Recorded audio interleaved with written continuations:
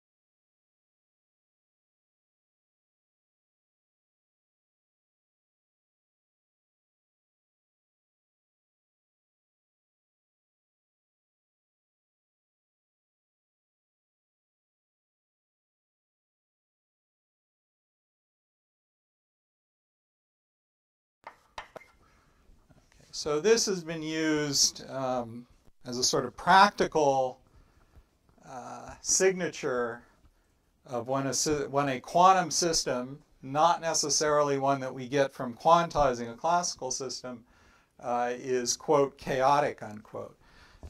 It turns out that this really plays no role in the connection to statistical mechanics that I'm mainly talking about. But I did want to briefly talk about this. So many of you will already know about random matrix theory and so on. But again, the idea is that we have a quantum system that is finite. We want it to have many degrees of freedom, but I don't want it to have an infinite number of degrees of freedom, just because infinity is too hard to deal with. And so it will have a discrete set of energy eigenvalues. And then we can ask a question like, if we look in energy and we have an energy level at a certain point, and then we start moving up in energy, how likely are we to encounter another energy level at some distance in energy s, s for spacing? And it's useful to measure s in units of the average level spacing in some range of energy.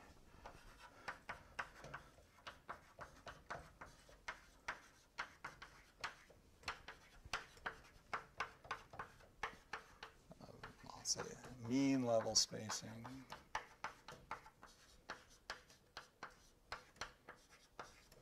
And so then we can ask, what is the probability distribution for that? Probability just being defined statistically. So we imagine we have many levels, and we want to know. Okay. Now, in so-called integrable systems, the levels, the energies are completely determined by the quantum numbers, the conserved quantum numbers of the states. And they don't really care about each other in some sense. That is, where one is, it's just controlled by all these quantum numbers.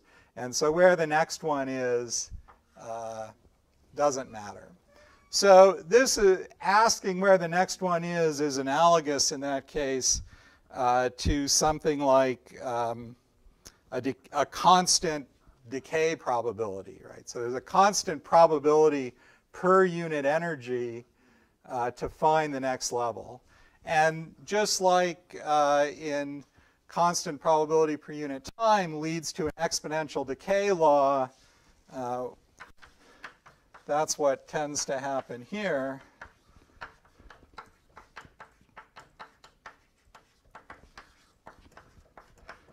And we just get an e to the minus s law.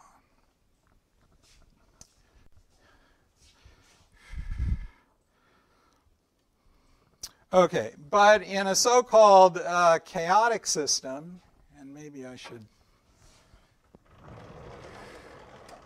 not write too low here. How about this?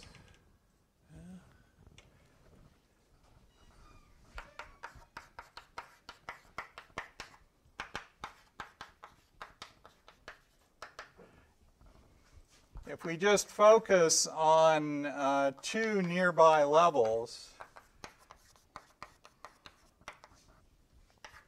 and truncate the Hamiltonian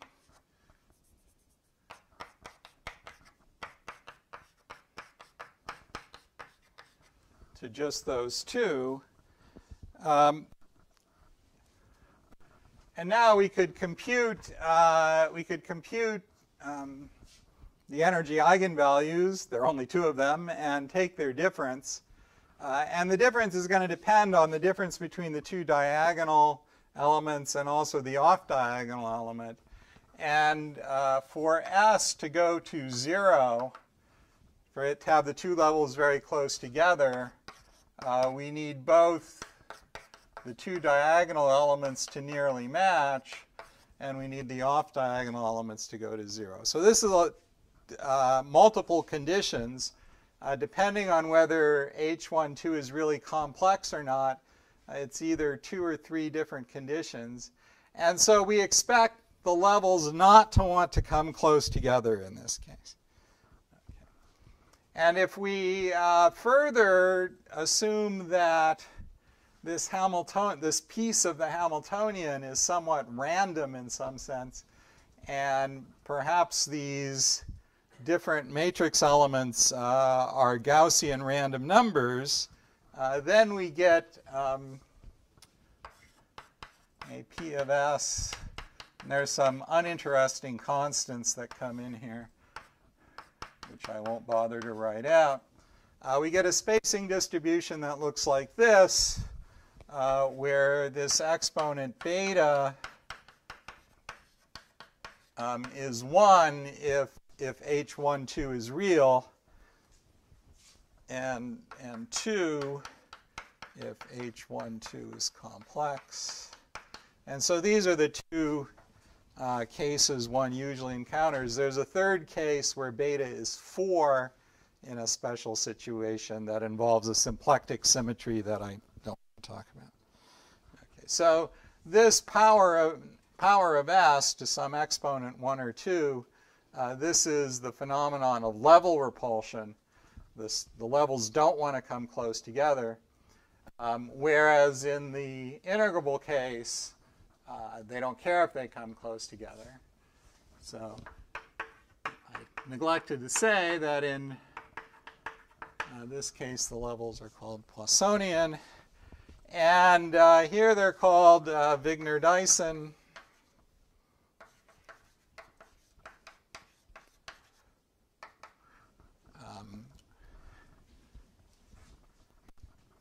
This goes, as you can tell by the names, quite far back now in the history of physics. The inspiration being nuclear physics. Nuclear physics was very complicated. A nucleus is a complicated object. What Hamiltonian should we write down for it? Well, even that's complicated. So let's write down a random Hamiltonian. That was the idea. And amazingly, this actually works in that if you study energy levels in nuclei, as can be revealed by neutron scattering, they actually do fit this distribution remarkably well. Okay. So, so we now expect that this Wigner-Dyson or random matrix distribution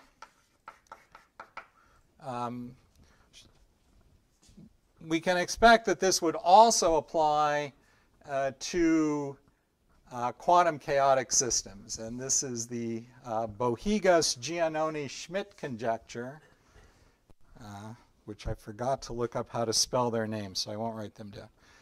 The Bohigas-Giannoni-Schmidt conjecture that the energy levels of a quantum chaotic system, which for them meant something that you get by quantizing a classically chaotic system, that those would obey the Wigner-Dyson or random matrix statistics. Okay, so this is a useful diagnostic or check as to whether a system, whether we want to think of it as chaotic or not. As some of us were talking earlier, it's not universal in that one can find classically chaotic systems such as so-called arithmetic billiards, which when you quantize them, everything about them is chaotic, but they still have Poissonian statistics because of some secret quantum conservation laws. So this definition leaves that case out. So it's not perfect. But it's a useful, if you're analyzing some quantum system numerically, this is something you can check. Okay. Sorry, Yeah. About interval models and Poisson distribution. It was proved rigorously for some class of interval models and was big-spin chains which can be solved by beta ansatz, and then accurately show that the distribution is exactly Poissonian, something like this. I don't know exactly what's been proved or not proved. So it is just kind of common knowledge. Yeah, it's so common knowledge. It's not a theorem even for some classes. Based on numerics and so on. There's a really nice, fun example, which is a particle bouncing so you have a particle, classically it's bound in a gravitational field, it's bouncing on a tilted floor like this. And this is classically chaotic if the angle of tilt, I'm not sure which way it goes. If it's either greater or less than 45 degrees, one side is chaotic. I think it's greater than 45 degrees, it's chaotic, and less than 45 degrees, it's integrable. And then you can also quantize it. And there's a paper, and I apologize to the authors for not remembering their names at this point, where the spectral statistics just change as you cross this. And so this is something that's observed. To what extent has it been rigorously proven? I don't know. I think there are such situations that part of the spectrum is chaotic and part of the spectrum is kind of Poissonian. Well, like in classical systems, there are trajectories which are and there are chaotic. So yes. I'm caricaturing things as either chaotic or integrable, but in most systems, if you just wrote down some Hamiltonian, you would find the phase space is partly chaotic and partly integrable. Mm-hmm. And then people have tried to figure out how the spectral statistics should work in that case, and there are various discussions about how to superpose them, which I'm not sure have reached any sort of rigorous conclusions. There's the Berry-Tabor distribution, which attempts to combine those two situations. So I am caricaturing things here by only talking about the extremes. Nevertheless, it's true that if one writes down some spin system and adds enough terms to the Hamiltonian to break all the known conservation laws, and gives them sufficiently large coefficients that it's just observed numerically that the level statistics obey the random matrix rules.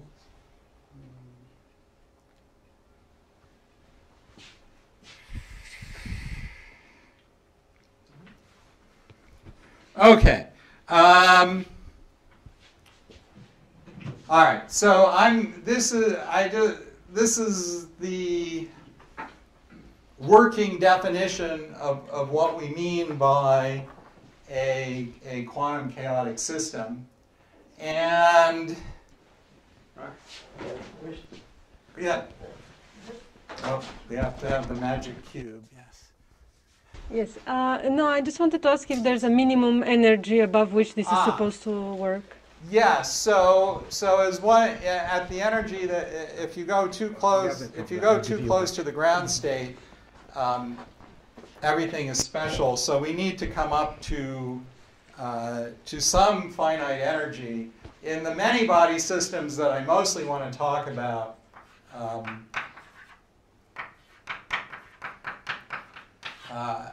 I will usually want a consideration of finite energy. It's a very interesting question.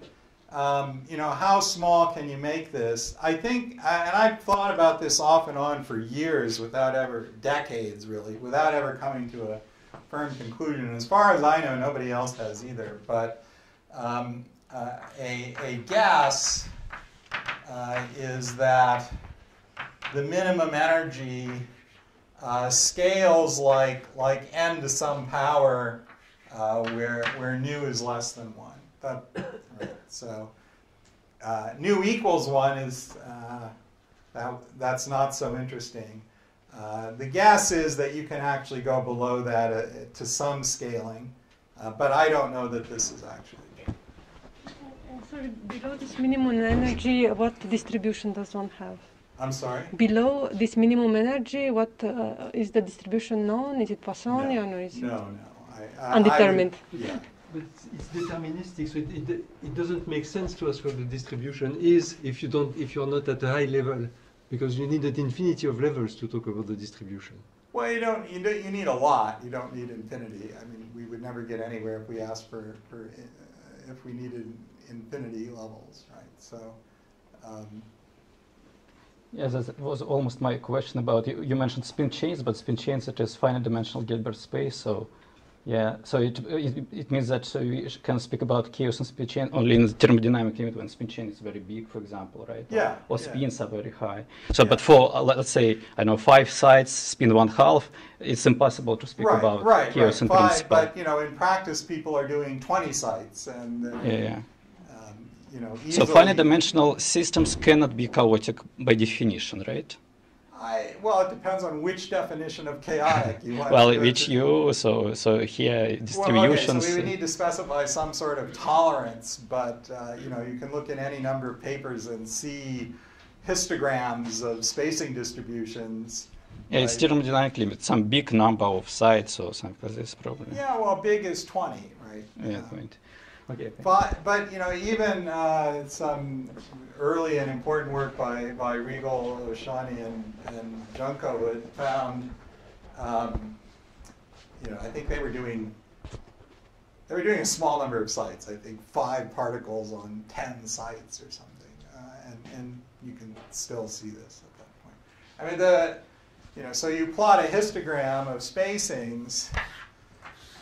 And you want to see some histogram that looks like this, where this is the Dyson curve, and not that. And the level repulsion is usually clear. So we don't need to go. If we needed an infinite number, then we could all go home right now because we're not going to compute an infinite number. Oh, cube. Please. Thanks. As you go to high energies, is there an absolute upper bound on the spacing between any 2 energy levels? Is there an upper bound on the spacing between any 2 individual energy levels, not just some average? Well, it's supposed to decay. So I think the answer is no, there's no rigorous upper bound. Okay, thanks.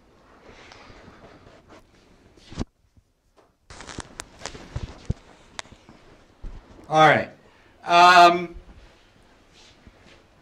Okay, so, right, so this is going to be our basic diagnostic. But now,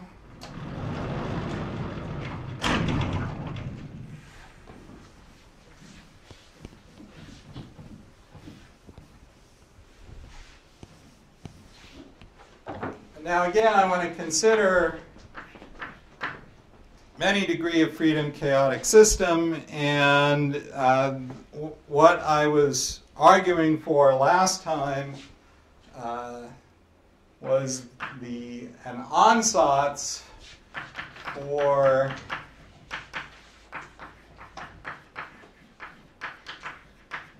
matrix elements of a few body observable in energy eigenstates.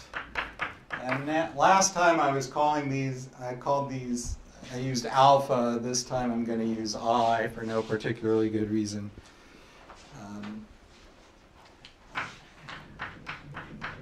And then what we can call the Eigenstate thermalization hypothesis ansatz for matrix elements of this. And again, I will just write down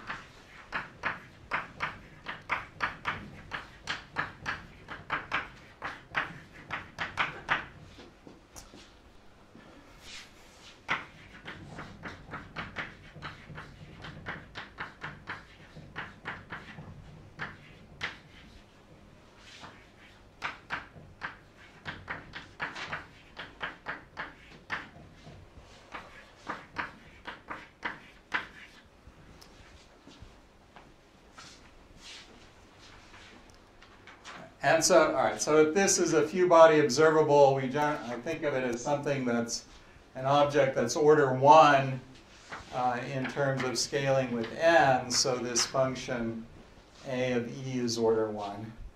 And the idea is, again, that this function a is a smooth function of the energy, f is a smooth function of an energy here being defined as the average energy of the two energy levels. Omega is the energy difference. It will be useful to think of omega as scaling as an order 1 object and the total energy or mean energy as an order n object. Okay, and so last time I argued that this ansatz follows from some general notions of quantum chaos theory, and in particular Berry's conjecture that the energy eigenstates look like random superpositions of suitable basis states. For something like a hard sphere gas, those are just plane waves. But we can abstract this beyond that original paradigm. Oh, and these R's here, these are supposed to be pseudo-random numbers. So if I use an overbar to denote a statistical average in a range, they average to 0, and their squares average to 1. That's sort of by definition the scaling with the physical variables is controlled by this function. And so what I argued that last time is that if it's true that for whatever observables of interest, few body observables of interest you might be concerned with, if they have this matrix element structure,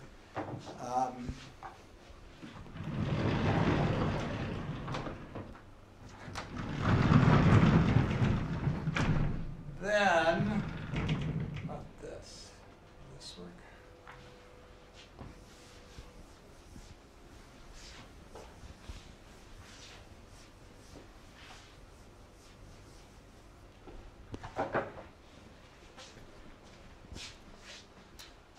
And then we start out with an initial state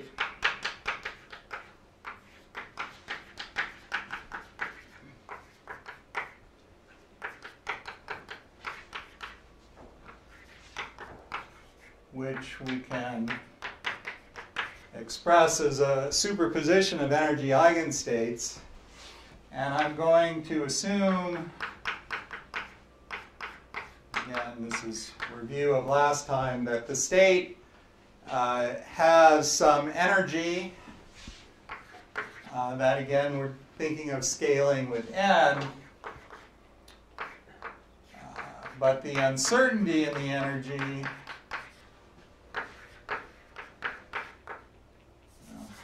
let's put a square root. But this scales like something like the square root of n, or possibly less than that. Or maybe more, but definitely less than n.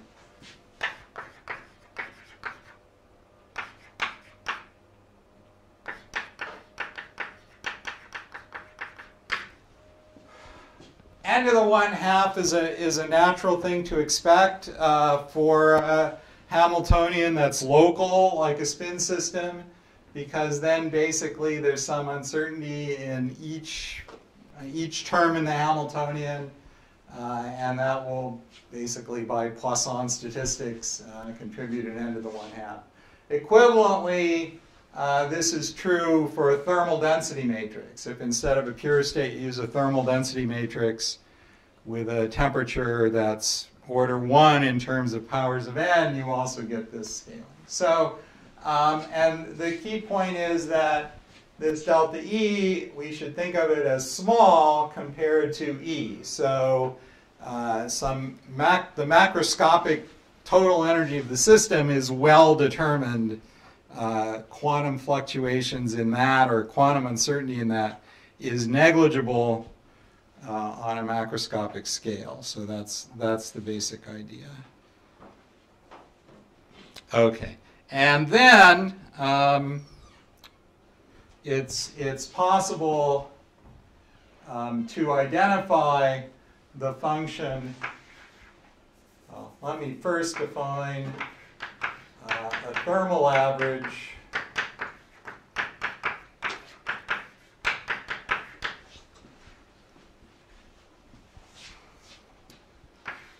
and the inverse temperature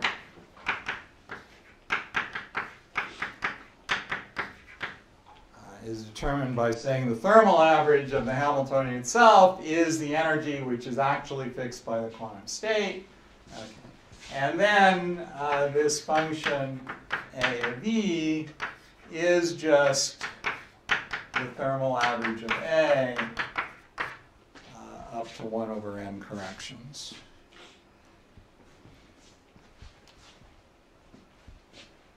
Okay. And so now we can look at a time-dependent, let's see, time-dependent state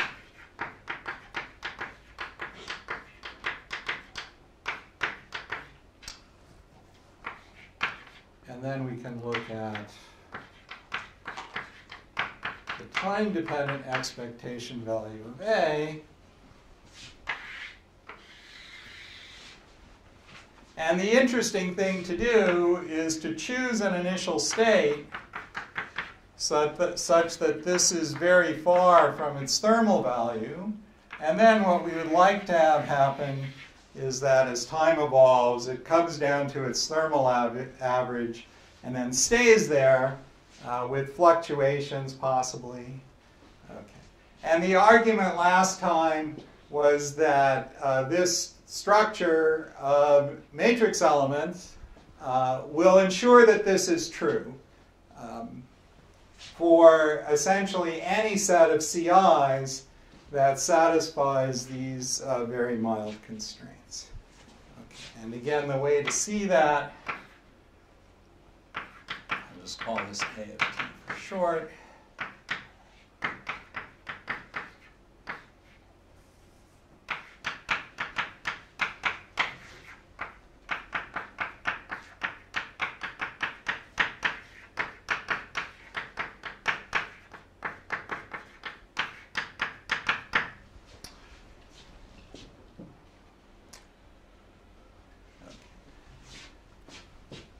So the first term, the point is that these AIIs, that's the first term up there, those are some smooth function of the energy, and in fact are, according to this, the thermal expectation value.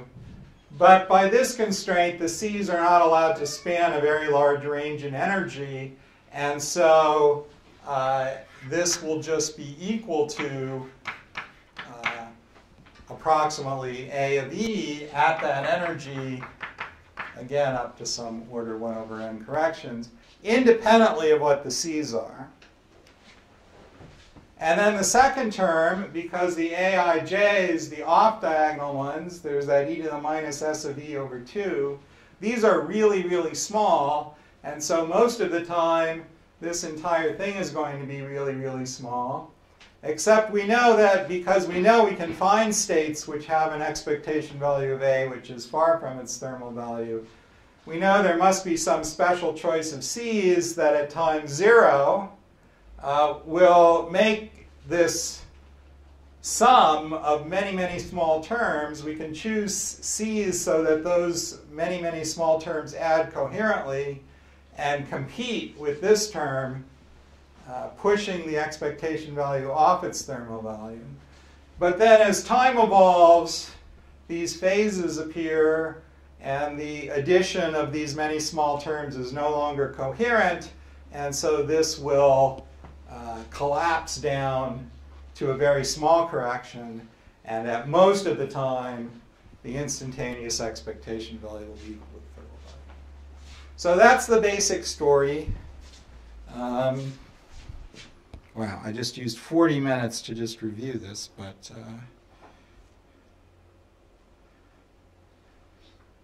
okay.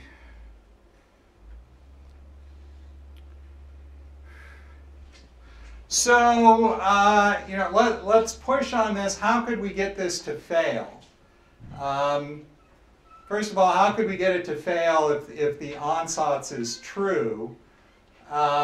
One way we could get it to fail is, the diagonal terms are small, but there's an RII too. We can allow, there can be fluctuations in the diagonal term, and usually they're small, but nothing that we know prevents there from being an anomalous state where the corresponding AII is just way off. Okay. And so if there is such a thing, and you could put your system in that energy eigenstate, that's not a state that thermalizes. It just sits there forever, and A has this off value. So that's possible. The most rigorous thing we know, Schnirelmann's theorem about expectation values of classically in classically chaotic systems that we quantize, allows for anomalous energy eigenstates where the values are just off. This I think of as comparable to, classically you can set up your hard spheres in the box so that they never hit each other and just keep, okay, that doesn't thermalize either. So it's too much to ask that we thermalize from every possible initial condition. I will note that numerics in spin systems don't seem to find diagonal matrix elements that are far off. They tend to fit this paradigm. Another thing that could happen is if there was an anomalously large off-diagonal matrix element and we were somehow able to start with an initial state that only involved superpositions with one or more anomalously large off-diagonal matrix elements, then we could get coherent oscillations like this, which even if they centered on the correct long-term value, in principle we could have large oscillations around that.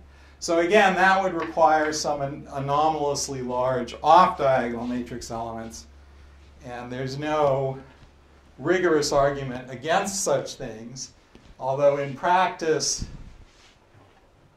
again, from what people look at numerically, such things are not found.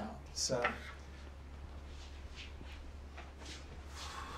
So what is coefficient C in initial state? Do you know the distribution of this coefficient C for typical initial states? Well, I am trying to avoid making a typicality argument. It's your initial state. You get to pick the C's. I do it with some probability distribution. Yeah, you can do it however you want. You can come up and. If I choose eigenstate, so it's well, if you just choose an eigenstate, that's pretty boring, right? Nothing will happen. Yes, exactly. So you want to choose something a little more interesting. But I'm trying to make an argument that's as independent as possible of the choice of C's, because ideally I would like the argument to work for any choice of C's. Okay. Now I have restricted you a little bit by telling you, right, that because this is I want this to scale like the number of degrees of freedom. And similarly, I told you that your quantum uncertainty in the energy has to not be too big. But except for those requirements, I'm trying not to do anything with the C's. Now, if you allow yourself to make typicality arguments and say, I'm going to choose my C's at random from some Haar distribution over Hilbert space and so on, then you can go farther. And various people have made arguments along those lines. I try to avoid those because if I go into an experimental lab and say to the people there, please prepare your system in a state that you've chosen at random from Haar measure over Hilbert space, they're going to stare at me blankly, right? They're not going to know what to do. I have to tell them, turn this valve, do this. Okay. Now, does turning on the valve or whatever, does that correspond to choosing a state at random from Haar measure over? Maybe. I don't know. So those arguments are typicality arguments I find useful, but to the maximum extent possible, I want to avoid them. That's my ideology. So again, the claim is that if your matrix elements have this structure, and you put these mild restrictions on your choice of C's, then after that you get to choose any C's you want. Typical, not typical, I don't care. That's the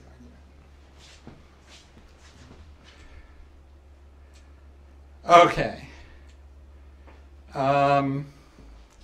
Let's see. Last time there was a question as to whether this structure is preserved under multiplication. So if I define an observable B that's A squared, does B have the same structure?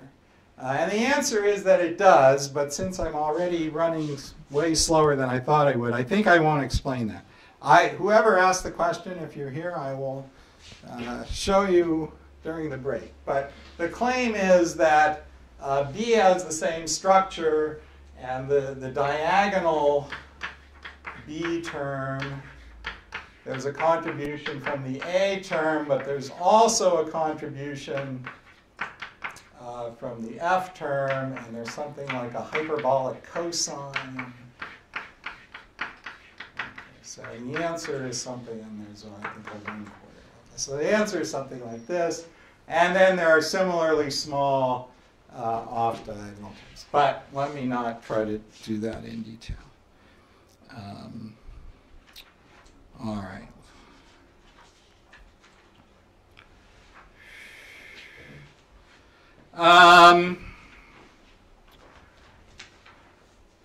Okay, so again, this matrix element structure, the idea, again, is that this, we hope this happens for, quote, chaotic, unquote, systems.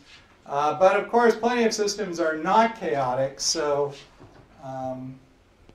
what happens in a non-chaotic system?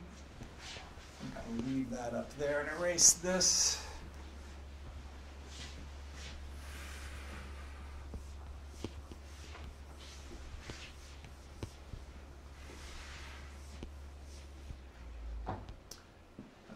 So this matrix element structure we do not expect to hold in various situations. In something like a free system,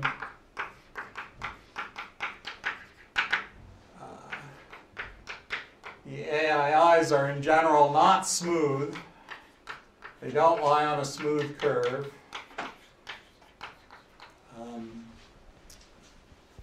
An example, a very simple example, is just a particle in a 2D box. Of course, this is not large n.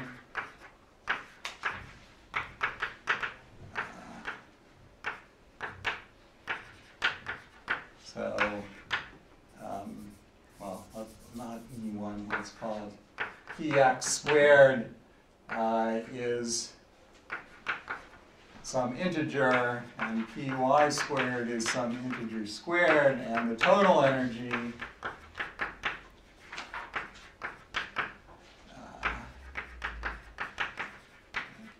so if you now take these points and order them by total energy, but you plot the energy of one direction versus the energy, these will jump around.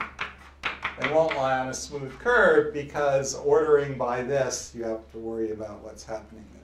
So this is just generically true in a system where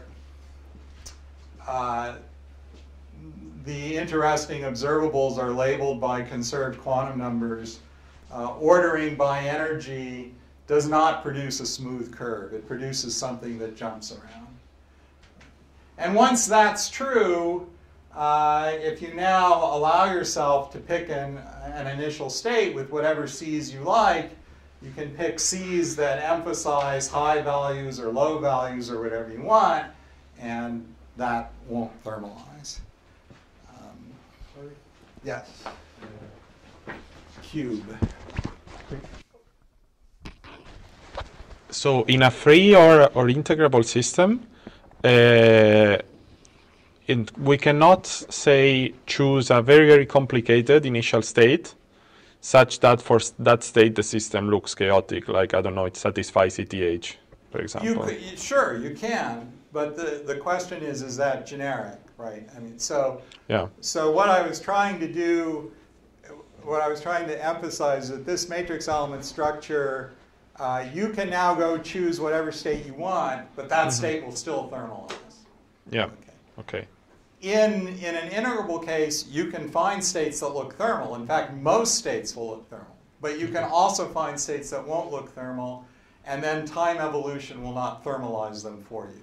Okay. That's the difference. I see. Thank you.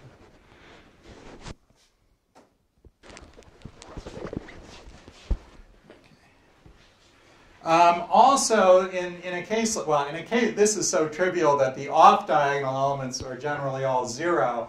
But you could consider another observable, like maybe x squared. And now, if you look at off-diagonal matrix elements, those will be sparse. And if we extend this to a many-body system, we will not have all the off-diagonal matrix elements be small but non-zero. We'll have most of them be 0, and a few that are large. So in general, the AIJs will be sparse.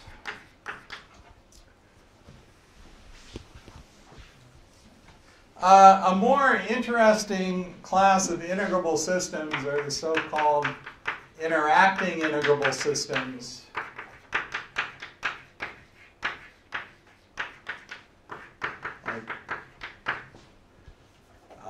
Like something like XXZ. These are characterized by having an infinite number, well, n in a large n, if n is finite. Conservation laws, but the conservation laws get the conserved quantities. Some of them are straightforward and obvious what they are, but then they get more and more complicated. And so what tends to happen in those is that the AIJs are not sparse. And in fact, they are small, because once they're not sparse, they have to be small. So they tend to have this structure, but the diagonal ones are again not smooth, because the diagonal elements are controlled by the quantum numbers. And so there's numeric work on this by various groups. In particular, Marcos Riegel and collaborators have a recent paper on this, looking at this, the XXZ model in particular, and seeing what these look like. Yeah, so again, the smoothness of the diagonal matrix elements, that they lie of simple observables, that they lie on a smooth curve as a function of energy. This is the key point that forces thermalization of a very large class of initial states. Sorry, so this ansatz operators assume that it is just some subclass of operators, right? Yes, so... Sorry, can I finish the question? Yes. In case of XXC, is such type of operators corresponds to what kind of... So it is, I don't know, some 1, 2, 3 interacting terms and like this? Yes, things that you build out of a few spins. Something local. Local, yes. Okay. Yeah, local and in a few spins. In a few spins, yeah. But of course, if you allow yourself to use all the spins, you can then build things that don't satisfy this. So the assumption is always that the A is built out of a few degrees of freedom, as defined when you first wrote down the system, and not some fancy thing that you discover later is some complicated conservation law. One thing which just confused generally. Yeah. So this ansatz was about chaotic systems. Yeah. So. Yeah. So this is But this now is. you speak about XXZ, which is integrable. Right. So I'm saying how does the ansatz break down in other cases? Okay. So in a free system, the ansatz is broken in two ways. First, the diagonal terms are not smooth, and the off-diagonals are sparse. And in an interacting integrable system, the off-diagonals match the ansatz, but the diagonals do not. Yeah. Sorry, I wasn't clear on the logic here. So for the off-diagonals, the f will be smooth? Yes, f is a smooth function. They do. There's a key difference, which is how they're distributed, and which I'll talk about in a bit. In the chaotic case, the Rij's are close to Gaussian distributed, and in the interacting integrable case, they have some weird distribution with a long tail, whose exact properties depend on the system.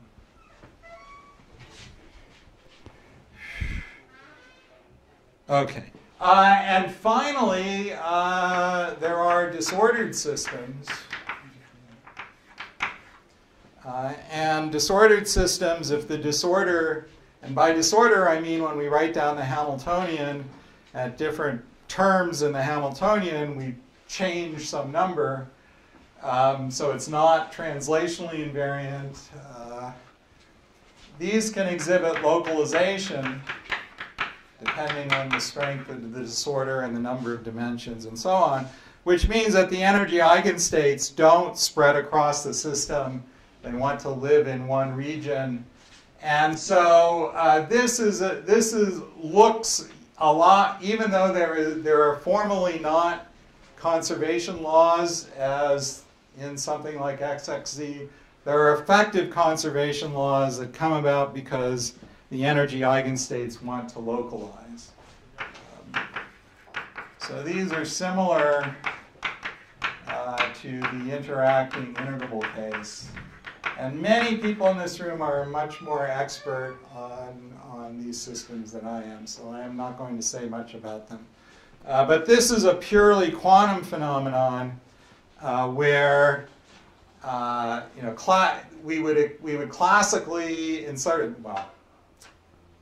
classically may not be the right word. But we would not necessarily, we would expect the sort of chaotic behavior, but because of interference in a sense that causes the energy eigenstates to be localized, this does not happen. And so in a regime where we find localization, you would find Poisson statistics for energy level, approximately Poisson statistics, because if there's an energy eigenstate that lives here, another one that lives here, those don't talk to each other, and so they don't repel. Okay. So the next thing I want to talk about is computing correlation, time-dependent correlation functions. But that's a new topic, and we're almost out of time, so I think I will break here. The starting point is the matrix element ansatz for matrix elements of a few-body observable in a, quote, chaotic, unquote, quantum system. And this function we understand. This function is the thermal average of A at a temperature that corresponds to this energy. This function, the F function here, is more mysterious. So but we can relate it to a thermal correlator. So that's what I want to talk about next.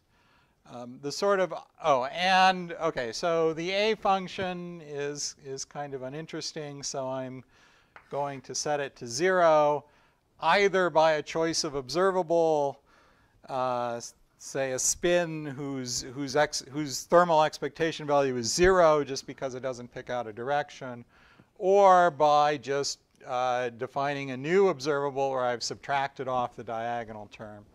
And so we're going to focus on the off-diagonal term.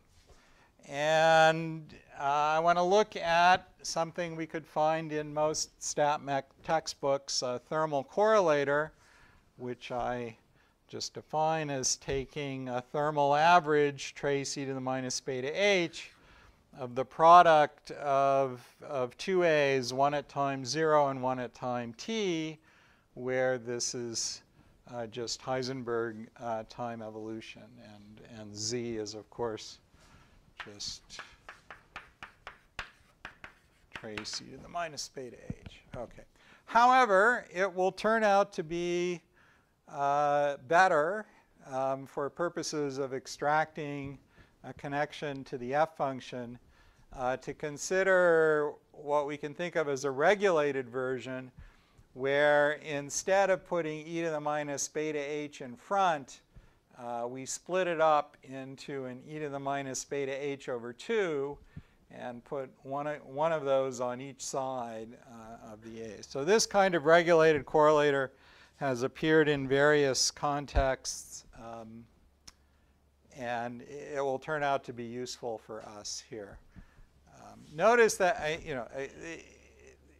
in things like quantum field theory or something fancier than spin systems, products of operators tend to be singular and so on. So throwing in this helps regulate it, which is why I'm calling it the regulated correlator. Okay, so the goal is to show how this is related to the F function. And so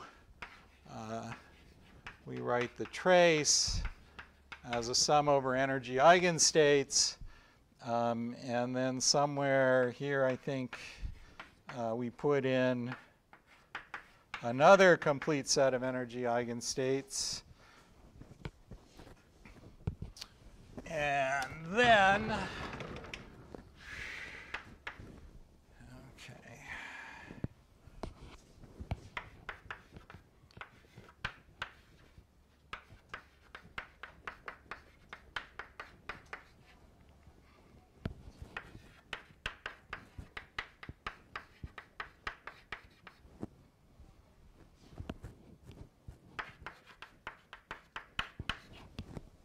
Oh, and I left out the sums.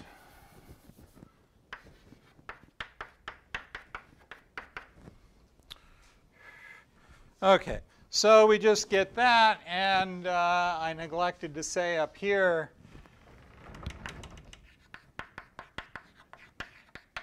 again, that E is the average energy and omega is the energy difference.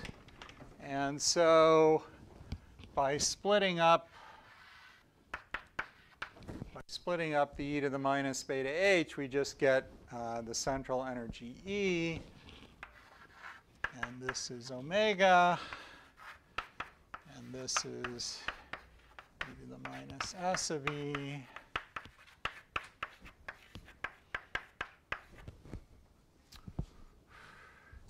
But now I have Rij squared, and so as I do the sums over I and j, that's just going with times these smooth functions. That will just give me the statistical average, so I can just replace Rij squared by 1.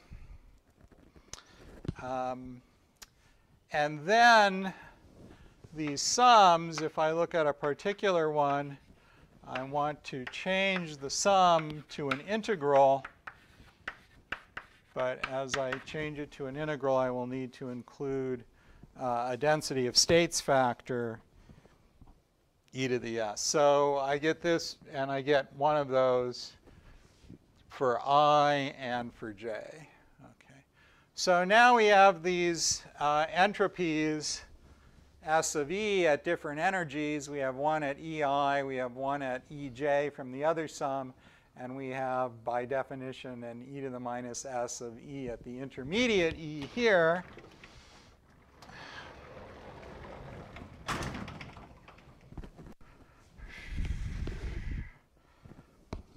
So if we look at,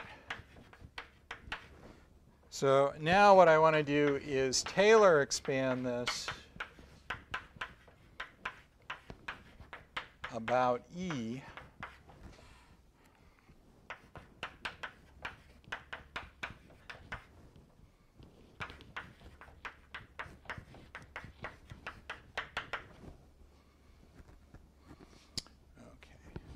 Well, remembering the definition of E and omega up there, this is half omega. And then remembering thermodynamics class, the derivative of the entropy with respect to the energy is the temperature, or in beta notation, 1 over beta. This basically follows from dE is TdS. And the second derivative is minus beta squared over C, where C is the heat capacity. And this takes a little more work, but the basic relation is that differential of energy is the heat capacity times differential of temperature. So I claim if you mess around with those differentials, you can derive these two formulas. Okay, and C, the heat capacity, we can see it from here. E scales like N. Temperature does not scale with N, and so we should think of the heat capacity as scaling with N as well. Okay, and so if we then repeat this for Sj,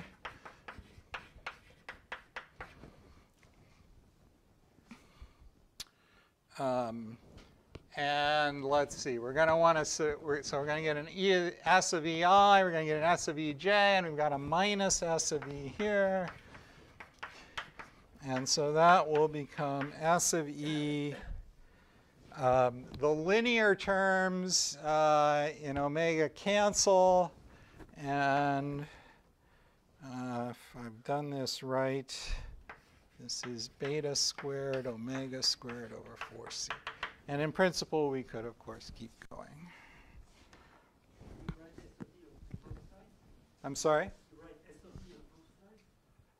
Yeah, so this is the combination. This combination is what we're going to get up here, because we have this, and we similarly have sum on j, and then we have a minus s. But S of EI starts out at S of E, and so does S of EJ. So I get 2 of those, minus 1 of these, and I have 1 left over. All right. Also, it will be useful to change the 2 differentials to differentials over E and omega. Okay, and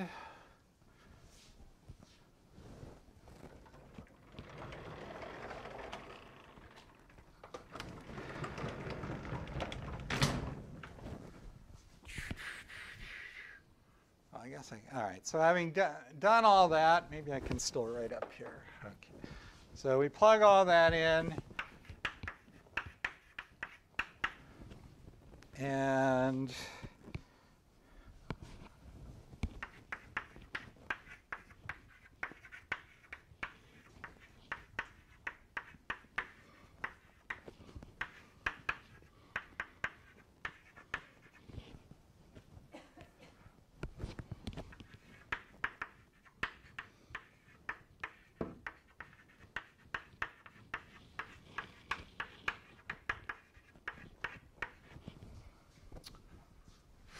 we get this.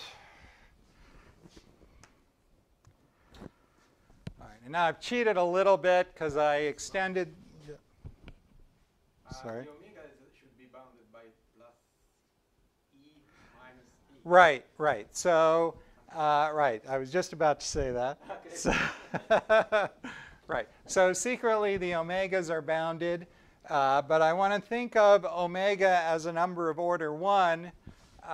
Which, because I want to think of times of order 1 and betas of order 1, so the natural thing here is of order 1. And so really this is some number that scales like, you know, I don't know, min or max, whatever. And similarly, something like that. But these are of order n, and so I'm going to scale those off to infinity. But you're right that really there's a cutoff, but the cutoff is of order n. And at order, if I set omega to be order n, here I'm going to get an n squared in the numerator, and I'm going to get a c, which is order n in the denominator. So this term will be e to the minus n by that point. So that's going to cut off my omega integral anyway, so I can extend it to infinity.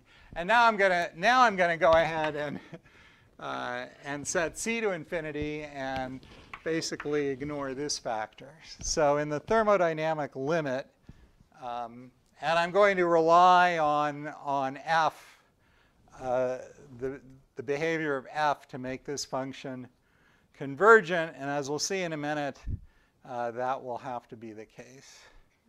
Okay, so over here we still have an integral over e, but again, e and s are both of order n, so I can do this integral by, I call it steepest descent. Chaitanya Murthy, my collaborator, insists that it should be called Laplace's method when e is real. So, so by Laplace's method, we evaluate this as evaluated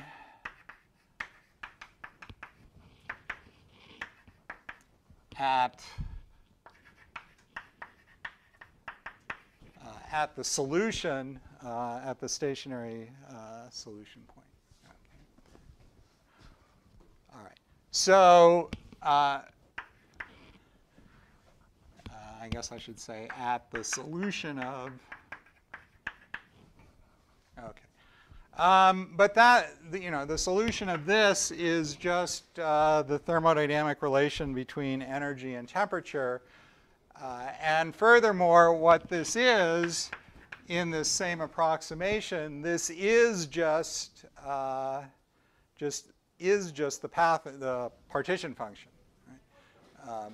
Trace e to the minus beta h with the trace written as an energy integral. So the answer is this integral just cancels the 1 over z we put in at the beginning. But now over here, we should understand E as having been fixed by the thermodynamic relation between energy and temperature. And this is all in the context of steepest descent, or Laplace's method, where we don't worry about prefactors in the exponential of the large thing. OK, so that's the answer.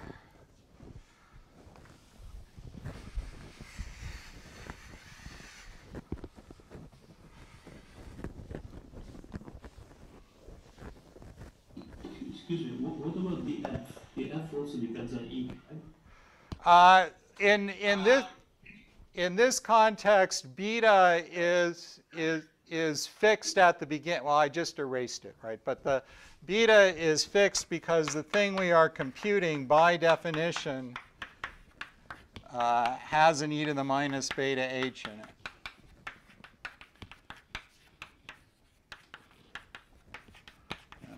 So, yeah, I didn't really explain this very well. But here, beta is now an input parameter because I've decided I'm going to compute this object. Okay. And so now E is determined by beta by the usual relation. Sorry. Yeah. The left-hand side should not be F2T average, the average for the Rij coefficients. Use it that Rij square equal to 1. Yes. So the F2 should be averaged also. Right. So the idea is, right, when I write down.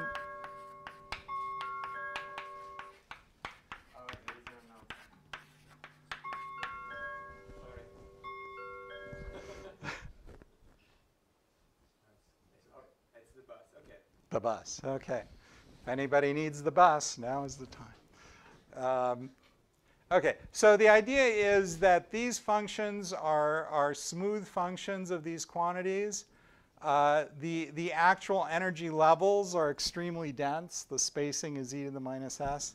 So the idea is if I look in some range of energy, I have many, many levels over which these functions are essentially smooth. And so I want to think of Rij.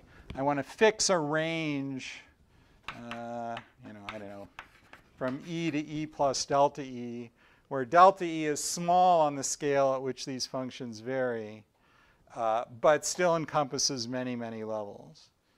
And so I want to say that Rij averaged over this set of levels is 0. And Rij squared averaged over this set of levels is 0. 1. Thank you. Right. But I don't have to worry about f because there are so many levels over which f is effectively constant. So that's the idea. OK. Where was I? All right. So we're basically done. The answer is, after we've done all this,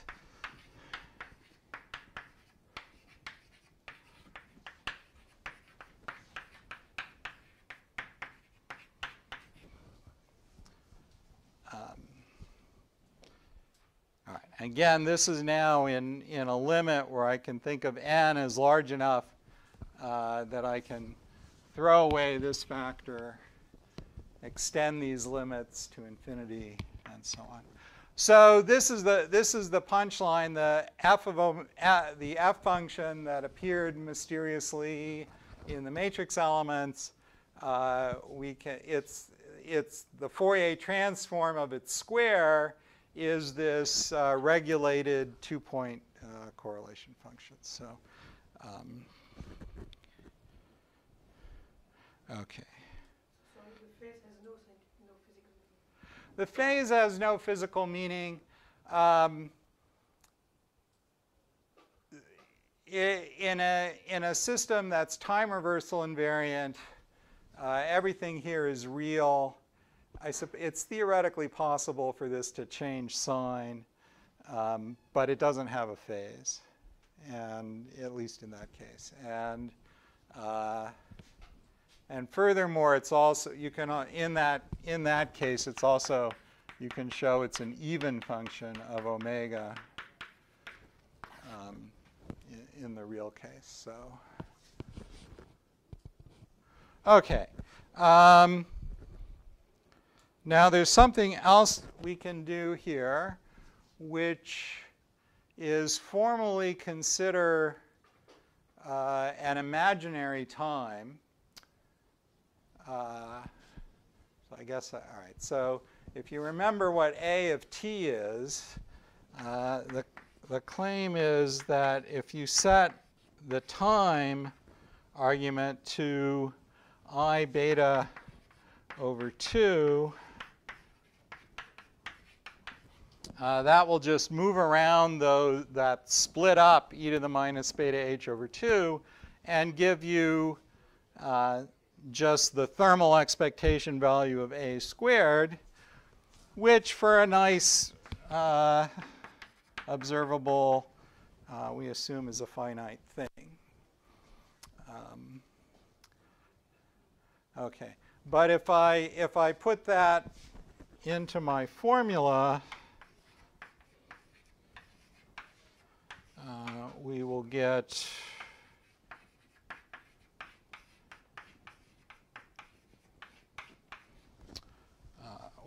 this.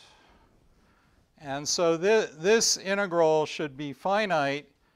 And if omega is negative, this is becoming exponentially large. And really, this is an even function of omega, so I could replace this by the hyperbolic cosine. But what this tells us is that for this this to be finite, that this has to decay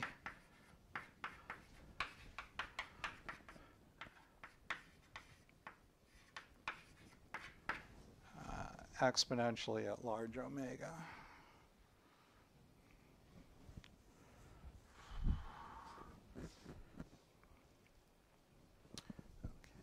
And this really is, this really comes from this original formula being maybe not the smartest way to have written it. Here, the exponential prefactor was taken to be e to the minus s of the average energy, but if we square this and start summing over the intermediate states, the sum over intermediate states will have an e to the plus s of e at the higher energy, and at higher energy is higher entropy, and so that will just exponentially overwhelm this. So if we want to apply this formula where we do things like square it and sum over the intermediate states, this is wrong, right? This was not the right ansatz in some sense. But the f function can come to the rescue and fix it by decaying exponentially. Okay, so there's a limit on the behavior, on the frequency behavior of f, which really just follows from saying that a sum over intermediate states in a square of A should come out finite. Okay, So this gives us some physical intuition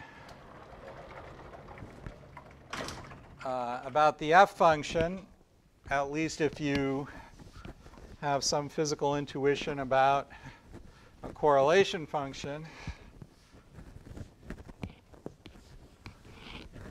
Now, starting a few years ago, there was a great deal of interest in 4-point functions at different times which were out of time order. So one can define an out of time order correlation function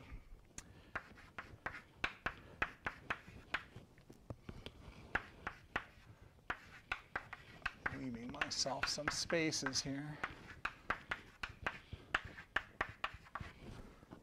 And the spaces, again, we're going to do a regularization here where we throw, oops, 4. So I have 4 of them now, so I need an e to the minus beta h over 4. Okay, so this is, again, regulated in the same way that F2 is regulated. This is a regulated correlator. In principle, we could assign 4 different times, maybe start with 0, and then we could have T1, T2, and T3. Those could all be different. But the interesting thing to do, or an interesting thing to do, is to go from 0 to T, and then, if you like, backwards in time to 0, and then back to T. Okay. In both cases, how much does your final answer depend on the way you choose to regulate? The final answer, so as you probably know, in this case, there was a lot of discussion of an exponential growth period, which I will come to. And there's a bound on the exponential growth rate. That bound depends crucially on how we do this. If you just put an e to the minus beta h in front, the bound, to best of my knowledge, goes away, and there is no bound anymore. Well, I haven't really put a bound on, I didn't try to put any sort of bound on the 2-point function.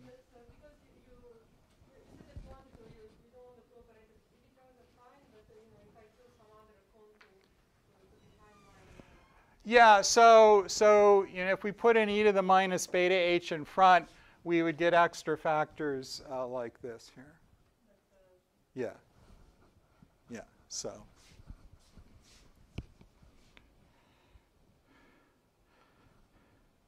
Okay.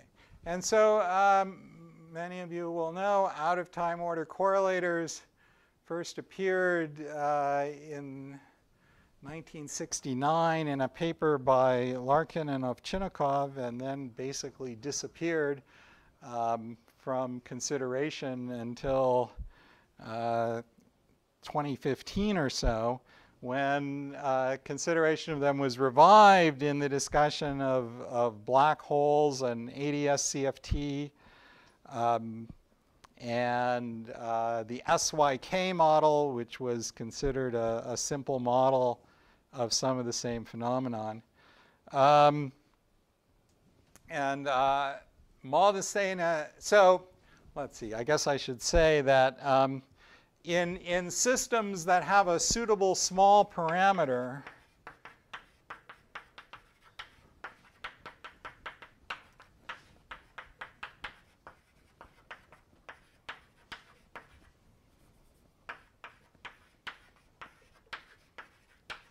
and an example in the SYK model, which is a model of n Majorana fermions, n is the parameter. There can be a range of times, an intermediate range of time,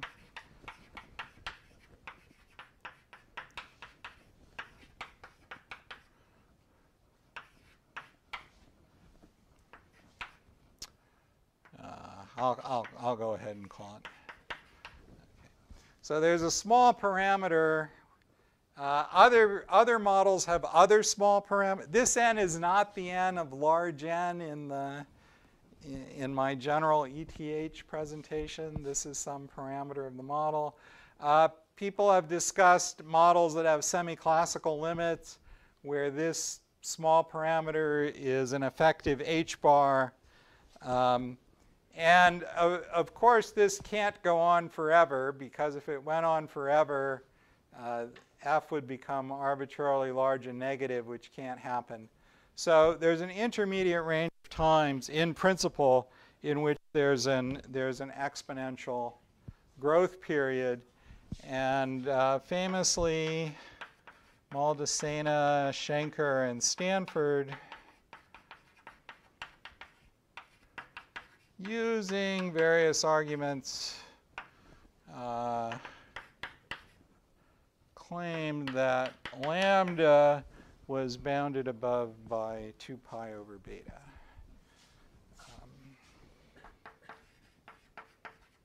And they called this was the title of their paper, A Bound on Chaos. Yes? N is large. Yeah. Sorry? 1 over n is small, n is large. How about this?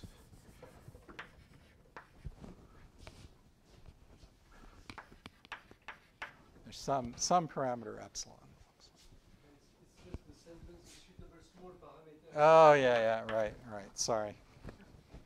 N 1 over n. Who can tell the difference? Thank you. That was a typo.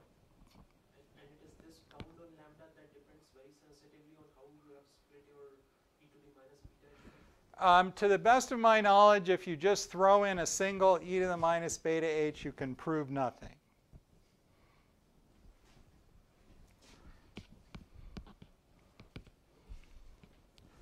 How am I doing here? Okay. Well, when this paper came out, I found it very annoying because, they called it a bound on chaos, and I thought, well, to me, chaos means the ETH ansatz for matrix elements, and so I should be able to derive this bound from the ETH ansatz for matrix elements. And I tried to do that, but I couldn't do it. And so that was annoying. But finally, Laura Follini, who's here, and Jorge Kirchen wrote a very nice paper in which they explained what I now believe is the correct way to think about things like the think about the Rij, quote, random matrix elements. Their basic point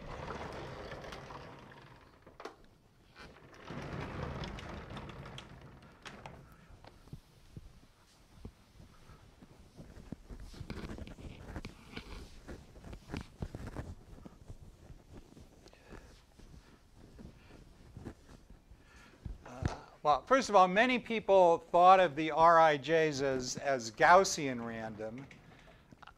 I sort of always knew they couldn't really be Gaussian, but I never thought about what they should be instead. A better way to think about it is suppose we diagonalized A, and we had an observable with some eigenvalues. We can think of a unitary transformation from the energy basis to the A basis as being, of course, given just by this inner product.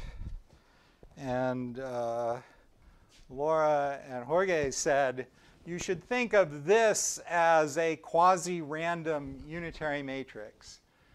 You don't really want to think of it as a completely random unitary matrix, because you should probably have some locality in energy. It probably shouldn't mix up very high and very low energies. So this is some sort of quasi-random, quasi-local, okay, I don't know. Obviously this is, this is a vague idea in, well, I don't want to say something negative. I'm trying to say that we should think of the random thing as this unitary transformation. But maybe it shouldn't be a completely random unitary transformation. It should have some sort of locality in it. All right, and this I think is really the right way to think about where the randomness is, that you should think of it in this unitary transformation. Okay. And once you've decided that, then you don't have to think of these R's as Gaussian. Well, I've erased the 4-point correlator, but if we plugged in the matrix elements in that 4-point correlator, which had a trace, we would end up with a product of 4 R's where the indices go like this because they're being product and traced. Okay. And now if we think of the statistical average of this, if they were Gaussian, we could then express this in terms of Wick contractions, and we could contract them like this, and that would give us a delta IK, or we could contract them from like this, and that would give us a delta JL. Or there's another way we could contract them, but that would give us 2 Kronecker deltas, which we can think of as being implicitly in the other ones anyway. And so this is what you would write down if you thought they were Gaussian. But if you believe this, then 4-point functions would just be products of 2-point functions. And that, that can't be right. Okay. So what they said you should do in this case, and they actually give a much more general prescription, but I will write it down for this case.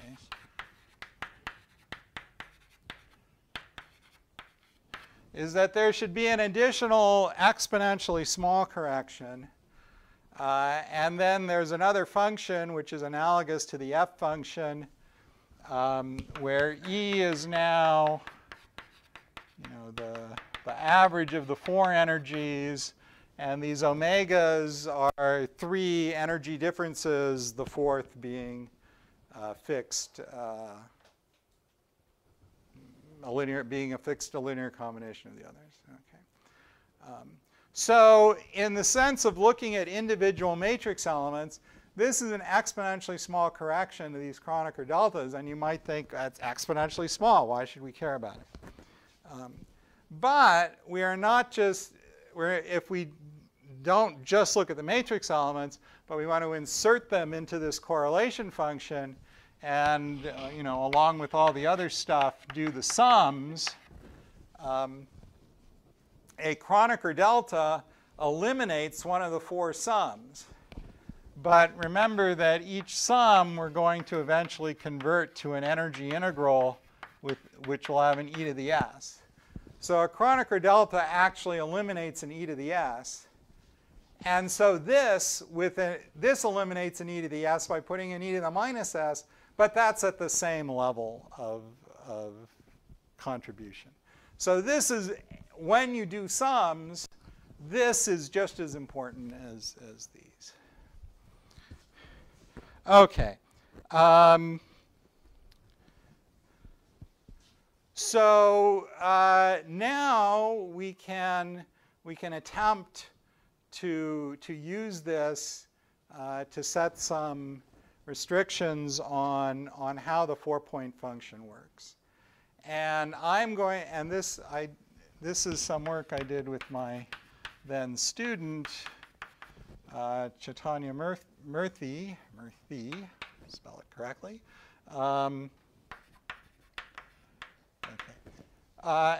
And so just like we were able to argue that the f function had to fall off at large omega one can use a similar argument,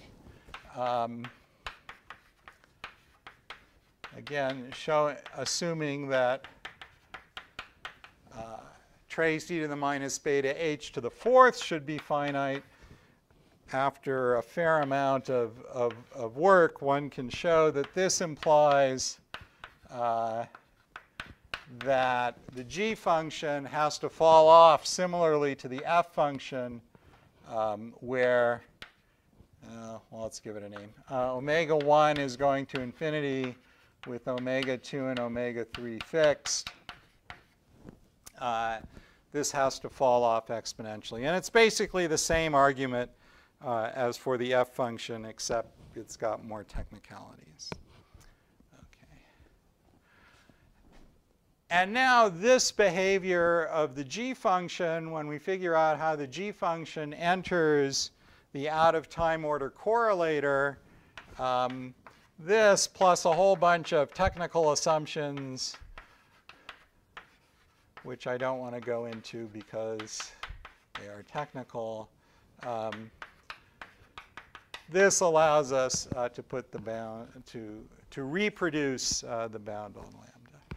So the bound on lambda can be reproduced from a relatively simple bound on the behavior of the Fourier transform correlation function and the finiteness of something like this. Now, when we wrote our paper, we said, OK, this shows how ETH reproduces the bound on chaos.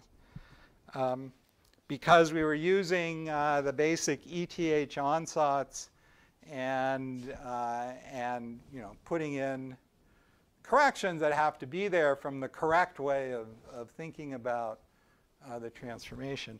But afterward, we realized that this really does not have very much to do with ETH, because once one has decided that you're going to compute correlation functions with trace e to the minus beta h in them, even if your off-diagonal matrix elements were sparse or had some sort of structure other than the ETH structure, they would be subsumed into some similar statement about a function. So that it was ETH really didn't matter so much. So I think this is really quite general. And more recently, a very nice paper by Laura and Jorge and Silvia Papalardi has appeared where they relate possible exponential behaviors both in this regulated correlation function and more traditional correlation functions, which also comes to the same conclusion about this bound in the regulated one. And there's also some very nice work which I actually didn't know about when we wrote our paper by Masahito Ueda and his group, which appeared a little earlier, which also does a sort of general analysis that comes to the same conclusion. So the bound on chaos seems to be a very general bound, to me anyway. I'm not sure everyone agrees with that. Seems to be a very general bound in any situation where you can get an exponential growth at all, which requires this small parameter. Yes? I just had a question about the quasi-local. So you characterize It means, all right, so Laura can tell us if she agrees with this or not. It's her idea. But the way I think of it is that if we actually wrote down this unitary matrix, it would be approximately banded. That is, it would be so here's a bunch of energy levels. It would be mixing up nearby energy levels, but it would not strongly mix energy levels that are far apart. I don't think we know if this is really true or not. It's just an intuitive thing. And for this, it doesn't matter. The real statement is you should not expect the R's to be Gaussian. Okay, that's a sort of negative statement. But not only should you not expect them to be Gaussian, here's the form of the correction to Gaussian. And what Laura and Jorge did was explain, what the correct factor of e to the power of e to the minus s should appear, and they do it very generally. So, yes. In the gas paper, Yeah. the most general result didn't require a small parameter, just to bound about the derivative of the function in terms of its. It really did require a small parameter. I mean, to get that as written, you need a small parameter, but before that, there's just some result about the derivative of the four-point function with respect to time, and a bound on that. And so I'm wondering if that result is something you could reproduce from a non-Gaussian perspective. In our paper, we went into some detail about the differences between our result and their result. It's a little technical and complicated, and I don't remember it well enough to reproduce offhand. There are some differences. They did have to make an assumption that I claim we don't have to make, that required the small parameter. Anyway, I encourage you, if you're interested, to read the details. But both proofs involve various technical assumptions that one has to manipulate.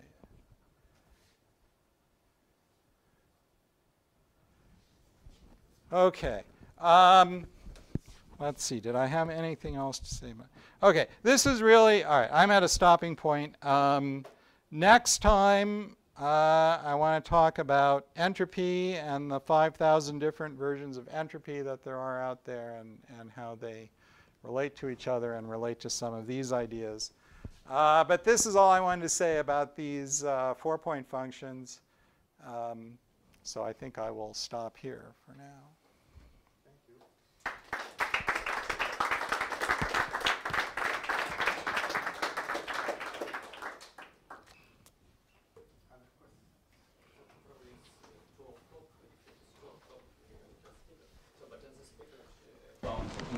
They did remark about connection of this exponent power to Rj intercept and high energy scattering, right? I'm sorry, say. They did remark about connection of this exponential power to Rj intercept in high energy scattering. Do you understand this? So how it can be understood with your ansatz for this operators? Do you have any ideas how it can be related? I'm still not clear on what things you want me to relate. Okay. So they did remark that this exponent power lambda, yes, is related to Rj intercept in high energy scattering. Oh, no, I have no. Okay. That's okay. No, I have no insight into that. Okay. More questions? But this, the lambda is related to chaos in some way, right? It's the Lyapunov exponent or something. They call it a Lyapunov exponent. If I was made king of names in physics, I would not call it a Lyapunov exponent. But is it the case that if lambda is greater than 0, the system is chaotic or something? I'm going to go with no, because I think people have found systems that are explicitly not chaotic that have periods of exponential growth in certain correlation functions. So the connection between this and chaos, I think, is a little tenuous. Because you mentioned that for interacting integrable systems, you would also have a G of E, which is... Yes. So I think you always have a G of E. So it's unclear to me. Yeah. If I had to bet, I would say the connection to chaos is really not there. But this is just a very general rule that follows from, it's like the energy time uncertainty principle in some sense. Questions? Online, are there questions?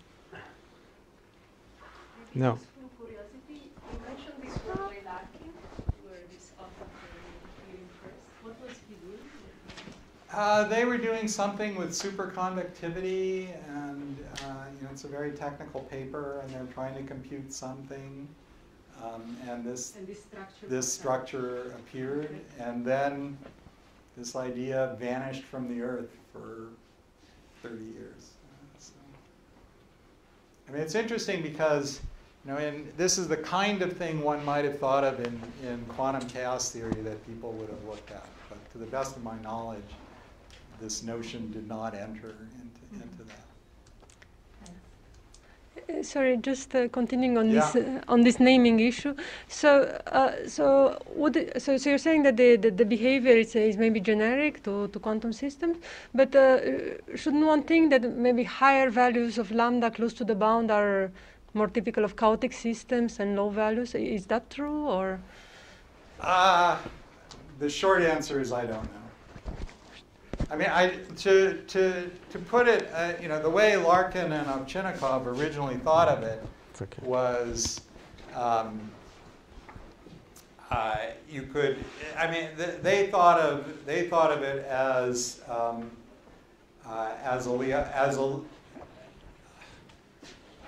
So if we take the commutator of, say, let me try to get this right. So we could take a commutator of A of t and A of 0, right, and square that. And I think we need a minus sign. And this will have the out of time order thing and then some other in time order things. And then they said, well, the commutator is like IH bar times a Poisson bracket. And a Poisson bracket grows like a Lyapunov exponent, a real Lyapunov exponent, or might, depending. Okay, and so we could get this, but so now we square it with the minus sign, and we get something like h bar squared. Okay, so, but then this combination. This is what's called lambda over here, and this was thought of as a quantum Lyapunov exponent. So there are situations where this can be connected to a real Lyapunov exponent. I would prefer that Lyapunov, that name was kept for the original concept, and we called this one something else. But that ship has sailed, and everybody calls this the quantum Lyapunov exponent.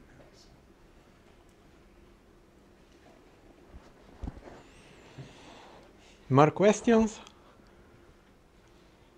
So if not, we thank again Professor Srednicki. So next lecture will be on Friday at 10.